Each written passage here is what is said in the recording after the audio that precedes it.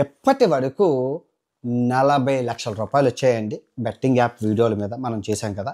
So, ఈ డబ్బు అంతా కలిపి నేను అంటే ఇంకో 120 మంది బెట్టింగ్ రాయుళ్ళు ఉన్నారో వాళ్ళందరి గురించి చెప్తే ఇంకో ₹1,00,00,000 దాకా వస్తది. ఆ కోటి డబ్బులు ఇవ్వడం జరిగింది సార్. అవును, మీరు ఏదో 60 లక్షలు ఎంత అనౌన్స్ చేశారుగా ఇస్తానని బాధితులకి. మనిషికి 2 లక్షలు చొప్పున నాకు ఇప్పటి వరకు 35 లక్షల పై మాట 40 లక్షల చిల్లర వచ్చింది సార్. హలో గైస్, నేను మీ డానియల్ ప్రకాష్. నా ఇన్వెస్ట్మెంట్ మీద కేసు అయితే అయ్యింది. ఆ కేసు గురించి ఆల్రెడీ దర్యాప్తు అయితే చేస్తున్నారు. ఏ క్షణం అయినా సరే నా ఇన్వెస్ట్మెంట్ ఇండియాకి రావచ్చు, దాని గురించి కన్క్లూజన్ ఇవ్వచ్చు.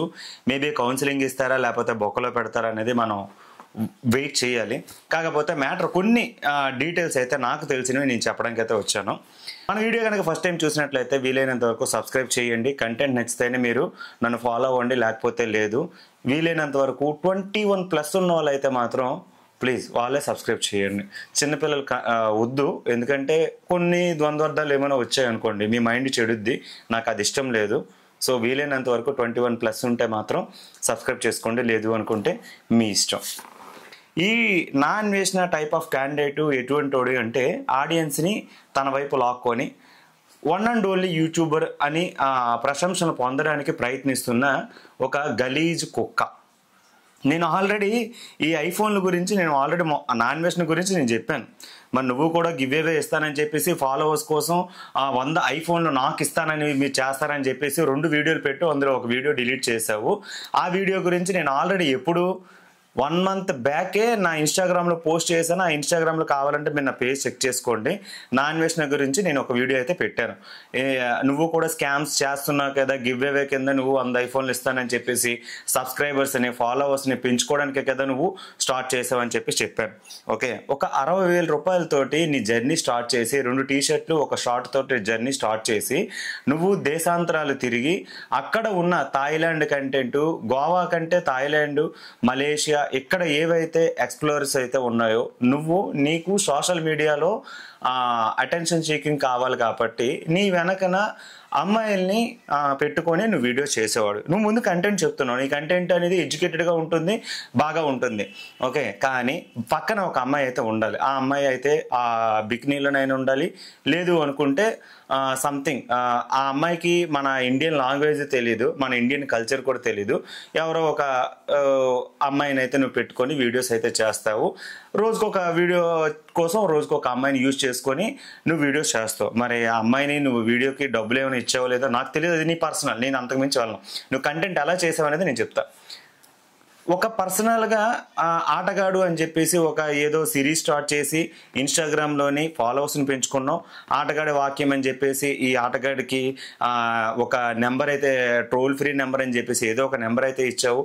ఆ నెంబర్కి కాల్ చేస్తే మీ ఆటల్ని ఎలాగ కొనసాగించాలి ఇవన్నీ చెప్తానని అది ఒక రకంగా చెప్పాలంటే నెగిటివ్ వేలో వెళ్ళింది. ఎవరికి పబ్లిక్లో దాని గురించి తెలియని వాళ్ళు కూడా ఆటగాడు అని అంటే ఇప్పుడు నీ పేరే వస్తుంది కాబట్టి గూగుల్ కూడా చెప్పేస్తుంది ఇండియాలో ఆటగాడు ఎవడనంటే నా అన్వేషణ అని చెప్పేసి. ఓకే, ఆ రకంగా నువ్వు క్రియేట్ చేసుకున్నావు. అంటే మరి నువ్వు అంత అరిచే కుక్క కరవదు, కరిచే కుక్క అరవదు అని సామెత అయితే ఉంటుంది. దీన్ని మన వల్గర్లో లాంగ్వేజ్లో పెట్టుకుంటే చేసేవాడు చెప్పడు, చెప్పేవాడు చేయడు అన్నట్టు నువ్వు చెప్పుకుంటూ పోయేవాడికి ఏం చేసేవాడు లేదో మాకు తెలియదు. ఓకే, అది నీ ఇష్టం, నీ పర్సనల్, నేనేమన్నా. మ్యాటర్ ఏంటంటే బాగా చూసావు, ట్రావెల్ చేసావు, వీడియోస్ ఎంతవరకు వెళ్తున్నాయి అంతవరకు వెళ్తున్నాయి. మిలియన్స్ అయితే ఎక్కువ రావట్లేదు. కొన్ని వీడియోస్ ఉన్నాయి, చాలా షార్ట్స్ ఉన్నాయి, రీల్స్ ఉన్నాయి. చాలా వరకు చాలా గట్టిగా నీ యొక్క కష్టం నాకైతే కనిపించింది. కానీ నీ యొక్క కష్టంలో భయ్యా సన్నీ యాదవ్ అని చెప్పేసి బైక్ రైడర్గా తన జర్నీ స్టార్ట్ చేసి ఇండియా నుంచి అమెరికా వరకు బైక్ మీద వెళ్ళి ఒక వీడియో పెట్టాడు. వితిన్ 1 డేలో స్టార్ అయిపోయాడు, నిన్ను మించిపోయాడు. ఓకే, ట్రావెలర్ వాగులో నిన్ను మించిపోయాడు అని తెలిసి ఎలాగైనా ఇటు దెబ్బ కొట్టాలి అని చేసి వెయిట్ చేసావు. బెట్టింగ్స్ మీద మనోడు చేసే ప్రమోషన్ వీడియోస్ని తీసావు, టార్గెట్ చేసావు, కొట్టావు దెబ్బ, మనోడు ఇంకా లగలిపోయాడు. బాగుంది, నీ టార్గెట్ బాగుంది. తర్వాత భయ్యా సన్నీ యాదవ్ తర్వాత హర్ష సాయిని కూడా చూసావు. హర్ష సాయికి దగ్గర 5 లాంగ్వేజ్లోనూ 4 లాంగ్వేజ్లోనూ యూట్యూబ్ ఛానల్స్ ఉన్నాయి. మనోడి దగ్గర చాలా పెద్ద టీం ఉంది. క్రియేటివిటీగా వీడియోస్ చేస్తున్నాడు. పెట్రోల్ బంక్ అని 5 స్టార్ హోటల్లో కామన్ మ్యాన్కి ఫుడ్ పెట్టడం కానీ, వాళ్ళకి గివ్ అవే కింద ఇల్లు కట్టడం, అదని ఇదని చాలా వరకు అతను చేయాల్సిన పనులన్నీ చేస్తాడు. అంటే 5 లాంగ్వేజ్లో ఒక వీడియో పెట్టేటప్పుడు దానికి వచ్చే ఎర్నింగ్స్లో ఒక 10% ఇచ్చి ఉండొచ్చు, 50% ఇచ్చి ఉండొచ్చు. బట్ అది నువ్వు స్కామ్ కింద గుర్తించి నువ్వు దాన్ని అంటే నీకే తెలుసు, యూట్యూబ్లో 1 మంత్గా చేసిన నువ్వు వీడియోస్కి 40 lakhs వచ్చింది అంటే 2 months నుంచి చేసి వచ్చిందని నీకు 1.5 CR వచ్చింది, ఆల్మోస్ట్ 1.5 CR వచ్చింది. అందుకే అంటున్నాను ఆల్మోస్ట్ వచ్చే అవకాశం ఉండొచ్చు. నువ్వే చెప్పు 1 month బ్యాక్, కావాలంటే ఈ క్లిప్ విను. ఎప్పటి వరకు 40 లక్షల రూపాయలు వచ్చాయి. 1 month క్రితం నువ్వు చెప్పిన ఆడియో క్లిప్ ఇది, నువ్వు చెప్పింది. దీనికి 1,00,000 లైక్లు కావాలి, వాచ్ టైం ఫుల్ కావాలి, మీరు అంతా చూడండి అని చెప్పేసి నువ్వు చెప్పిన వీడియో. దీనికి 40 lakhs అయితే వచ్చి, ఈ 40 lakhsకి ఇంకో 1 CR యాడ్ అయితే నేను పబ్లిక్లో అందరికీ ఎవరైతే బెట్టింగ్లో చనిపోయారో వాళ్ళకి కుటుంబాలకి 2 లక్షలు చొప్పున నేను ఇచ్చేస్తానన్నావు. ఆల్రెడీ కొంతమందికి ఇచ్చావు, నీ ఇన్స్టాలో నువ్వు వీడియోస్ పెట్టు, అది కూడా బాగానే ఉంది. కానీ అప్పుడు ఆ 40 లక్షలే. మళ్ళీ నిన్న TV5 మూర్తి గారితో ఇంటర్వ్యూ చెప్పేటప్పుడు నాకు 40 లక్షలు వచ్చాను అంటున్నావు. ఓకే, అంటే 1 month క్రితం అదే 40 లక్షలు, ఇప్పుడు కూడా అదే 40 లక్షలు. అంటే ఈ మధ్యలో చేసిన వీడియోస్ అన్నిటికీ వచ్చిన ఇన్కమ్ ఏంటి? అంటే నువ్వు ఫాల్స్ అలిగేషన్ పెట్టుకొని తెలిసింది కొంత తెలియంది కొంత అన్నట్టుగా పెద్ద తమ్లైన్ వేసి ఆ తమ్లైన్కి నువ్వు ఎంత ఖర్చు పెడతావు నాకు తెలియదు. ఇంట్లో కూర్చొని కెమెరా ముందు కూర్చొని సొల్లు. నేను నీ వీడియోస్ చూసి నాకు బుర్ర పిచ్చెక్కిపోతుంది. ఎందుకంటే ఈ పనికి మాలిన కొడుక్కి వేరే కంటెంట్ లేకపోతే ఇదే బెట్టింగ్ స్కామ్ మీద ఆల్రెడీ గవర్నమెంట్ చర్యలు తీసుకుంది, టీడీపీ గవర్నమెంట్ కూడా రియాక్ట్ అయ్యింది, దేనికి కావాల్సిన చర్యలు దానికి వస్తాయి. ఈ పబ్లిక్ని ఎంత నెగిటివ్లో ఇప్పుడు ఉగ్రవాదుల సంస్థను తీసుకొచ్చి నువ్వు బెట్టింగ్ లో పెట్టి ఈ ఉగ్రవాదులకి కారణం మన నాగార్జున సార్ అని చెప్పేసి నాగార్జున సార్ మీద నువ్వు తమ్నేది వేసావు. ఉగ్రవాదులతో సంబంధం ఉందని చెప్పి వీడియో చూస్తే మ్యాటర్ లేదు. ఆ ఉగ్రవాదులు అందరూ తీసేసి చూస్తే ఈ బిగ్ బాస్లో జాయిన్ అయిన ఎవరైతే కంటెస్టెంట్లు ఉన్నారో వాళ్ళందరికీ ఇతనే టీం లీడరు, ఇతనే ఎంచుకొని తెస్తాడు, ఇతనే ఇచ్చేస్తాడు, అతనే ఇచ్చేస్తాడని చెప్పేసి. ఒరే, ఎప్పుడన్నా నాగార్జున సార్ గేట్ దగ్గరికి ఎప్పుడైనా వెళ్ళావా? గొడ్డలు ఓడి కొడతారు ఈ టైంలో గట్టి వెళ్తే. మ్యాటర్ ఏమి ఉండదు అసలు. నువ్వు చెప్పే దాంట్లో నాగార్జున సార్కి ఏమన్నా సంబంధం ఉందా? ఒక ఆర్టిస్ట్ని సెలెక్ట్ చేయాల్సిన టీం అంతా బిగ్ బాస్. ఓకే, ఆయన ప్రోగ్రామ్కి హోస్టింగ్ చేస్తున్నారు, మిగతా వాళ్ళని హోస్టింగ్లు పెడతారా లేదా అనేది సంబంధం లేదు. ఓకే, మరి సీజన్ 1లో ఎన్టీఆర్ గారు చేశారు కదా, మరి అందులో సీజన్ 1లో ఎవరైనా బెట్టింగ్ వాళ్ళు ఉన్నారా లేదా చెక్ చేసుకున్నావా? సీజన్ 2లో నాని గారు చేశారా? మరి దీప్తి సునాయని సీజన్ 2కి వెళ్ళినప్పుడు దీప్తి సునాయని కూడా మరి వెళ్ళింది కదా, నాని గారి మీద ఎలిగేషన్ పెట్టొచ్చు కదా. నాని గారు ఉండేటప్పుడే దీప్తి సునాయని వెళ్ళింది, నాని గారే సెలెక్ట్ చేశారని చెప్పొచ్చు కదా. గొడ్డలోడు తీసుకొడతారు పిచ్చి. ఇంత గలీజ్ నా కొడుకువి, తెలిసింది గోరంత, తెలియంది కొండంత, కానీ నోరిప్పితే అంత బూతు. ఎవడి గురించి ఏం చెప్తావో తెలీదు. ఓకే, నోరిప్పితే నోటుకు వచ్చేట్టు మాట్లాడుతావు. చంద్రబాబు నాయుడు గారిని పెట్టి గోవింద బెట్టింగ్ యాప్ పెట్టి దీనికి ఇన్ని కోట్లు స్కామ్ అని చెప్పేసి ఆయన ప్రొఫైల్ పెట్టావు. తీరా మ్యాటర్ చూస్తే ఏం లేదు అందులో. చంద్రబాబు నాయుడు గారి దగ్గర అడుక్కుంటున్నావు నువ్వు. ఏంటి సార్ చూడండి చచ్చిపోతున్నారండి, మీరే రక్షించండి, మీరు లేకపోతే అవ్వదండి, అదే చెయ్యండి ఇది చెయ్యండి అని చెప్పి ఎంత అంటే అడుక్కున్న ప్రోగ్రామ్ తప్ప అందులో ఇంకేం లేదు. తర్వాత పవన్ కళ్యాణ్ గారి తమ్ముని పెట్టు ఇది అన్నావు, సేమ్ అదే అడుక్కోవడం, అందులో మ్యాటర్ ఏమి ఉండదు. ఇంకా నీ ప్రొఫైల్ మొత్తం చెక్ చేస్తే ఈ మధ్యన కొన్ని వీడియోస్ డిలీట్ చేసావు. సోను సూద్ గారు అంటే 1000 కోట్ల స్కామ్ అంట, ఇవన్నీ చేసావు. ఎవడరా ఊరుకుంటాడు?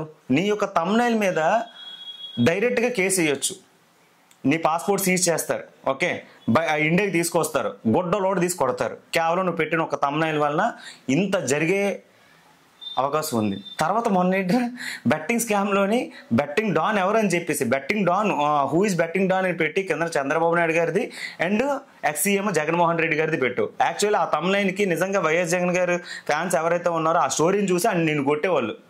నాకు తెలిసి వాళ్ళు చూసారా లేదా నాకు తెలీదు. నీకు రిప్లై వచ్చి ఉండొచ్చు, రిప్లై రాకపోవచ్చు, అసలు వాళ్ళకి ఏమైనా సంబంధం ఉందా? ఓకే, ఎవరో ఎగ్జాంపుల్ ఏదో బ్యాక్గ్రౌండ్ ఏమి వెరిఫికేషన్ చేయకుండా దిక్కుమాలిన తమ్లైన్ పెట్టుకుంటూ వెళ్తే ఏమన్నా ప్రయోజనం ఉందా? పోనీ ఒక్కడిది బ్యాంక్ అకౌంట్ అయినా సరే ప్రూఫ్ చూపించావా?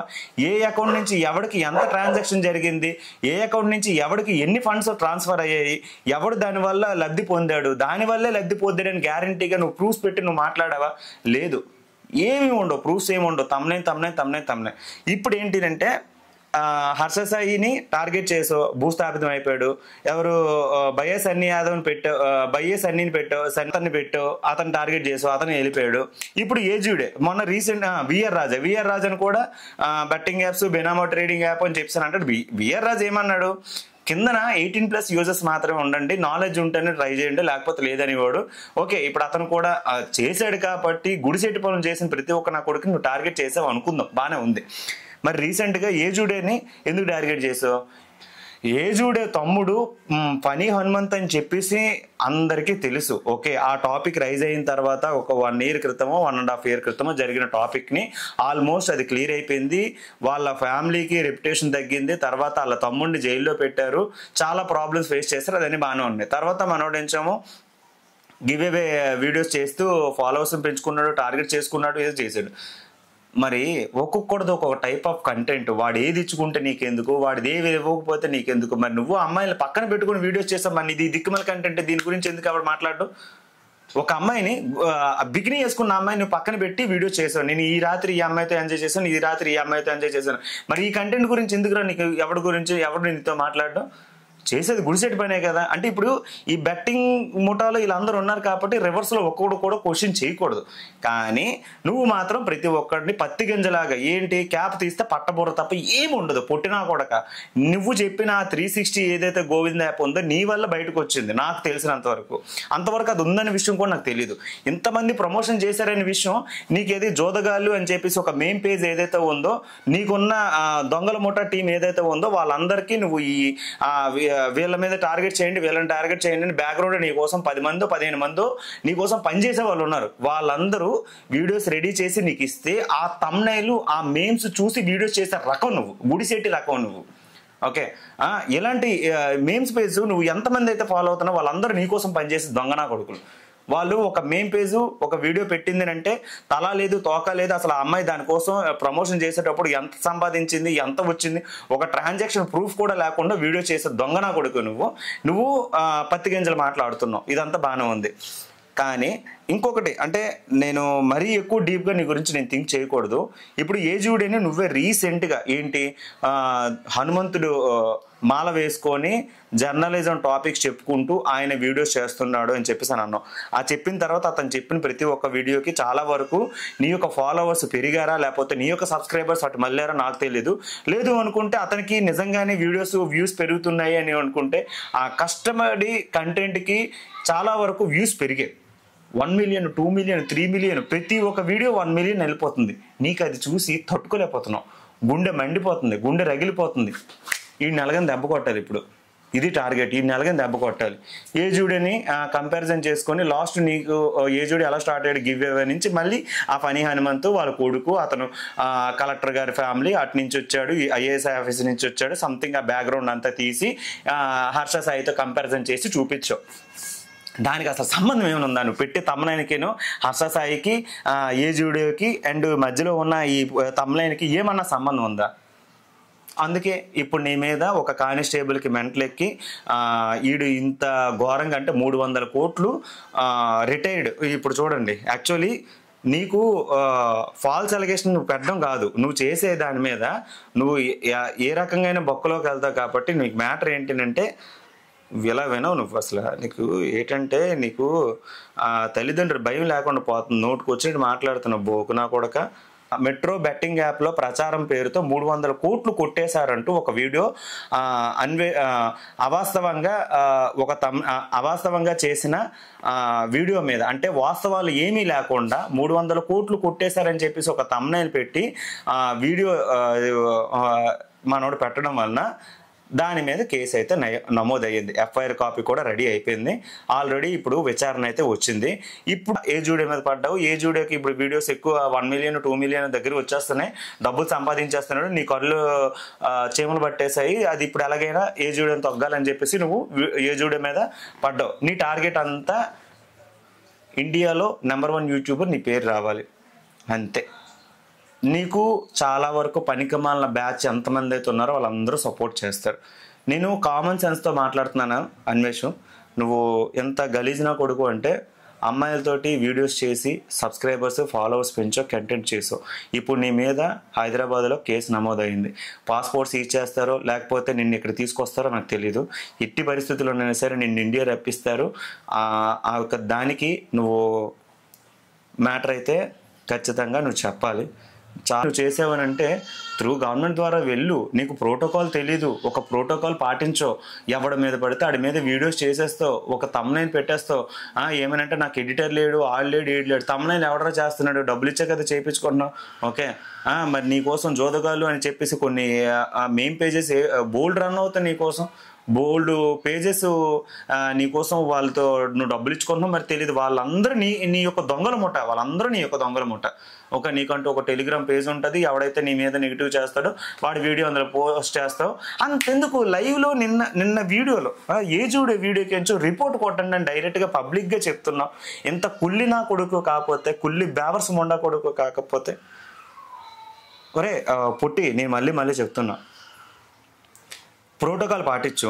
ఓకే, గవర్నమెంట్ ఆల్రెడీ చర్య తీసుకుంది. ఎంతమంది అయితే బెట్టింగ్ బాధితులు ఉన్నారో అవన్నీ తీసుకువెళ్ళు, మోడీ గారి వరకు తీసుకువెళ్ళు. మోడీ గారి వరకు తీసుకువెళ్తే నీకు బెట్టింగ్ యాప్స్ అనేవి ఇండియాలో బ్యాన్ చేయగలిగే కెపాసిటీ ఓన్లీ మోడీ సార్కే ఉంది, ఇంకెవ్వరికీ లేదు. ఆ ఒక్కటి నువ్వు చేయరా, ఇండియాలో తోప్ యూట్యూబర్ నువ్వే అవుతావు. నేను నిన్ను ప్రమోట్ చేయట్లేదు.